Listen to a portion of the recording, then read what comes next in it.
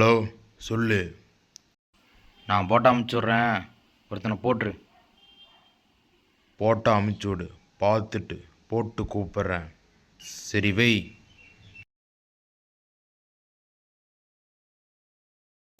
தீக்கி மறுபடியும் வேலை வந்தாச்சு.